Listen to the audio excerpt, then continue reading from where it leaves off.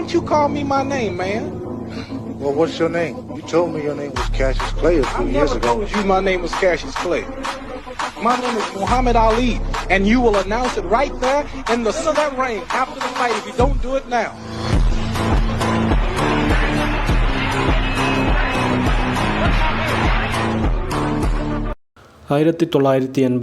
ഡിസംബറിൽ ലോക boxing champion Muhammad Ali കോഴിക്കോട്ട് എത്തിയതിനെക്കുറിച്ച് ടൈംസ് ഓഫ് ഇന്ത്യ റിപ്പോർട്ട് ചെയ്ത കാര്യങ്ങളാണ് ഇവിടെ പറയുന്നത്.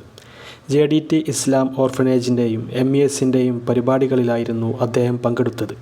അന്ന് കോഴിക്കോട് താമസിച്ചിരുന്ന ഹോട്ടൽ സീക്വീനിൽ വെച്ച് നടൻ മമ്മൂട്ടി അലിയെ നേരിട്ടെത്തി കാണുകയും സൗഹൃദം പങ്കുവെക്കുകയും ചെയ്തു. സന്ദർശന വേളയിൽ ചൂരക്കൊടി കളരി സംഘത്തിലെ മൂസ ഹാജി അലിക്ക് മുന്നിൽ കളരിപ്പയറ്റ് പ്രദർശിപ്പിച്ചു. പ്രധാനമായും ആയുധങ്ങളില്ലാത്ത അടിത്തട മുറകളിലെ ചടുലമായ ചുവടുകളും എതിരാളിയുടെ ആക്രമണം വൈദ്യുമാറി പ്രതിരോധിക്കുന്ന തന്ത്രങ്ങളും അലി വിശദമായി ചോദിച്ചറിഞ്ഞു. ഈ തന്ത്രങ്ങൾ ബോക്സിങ്ങിലും പ്രയോജനപ്പെടുമെന്ന് അദ്ദേഹം നിരീക്ഷിച്ചു. പാർക്കിൻസൺസ് രോഗം മൂലം വിറയ്ക്കുന്ന അലിയുടെ കൈകൾ പരിശോധിച്ച് കളരിയിലെ മർമ്മ ചികിത്സയും തൈലങ്ങളും കൊണ്ട് ഇതിന് ആശ്വാസം നൽകാൻ സാധിക്കുമെന്ന് മൂസാജി പറഞ്ഞു.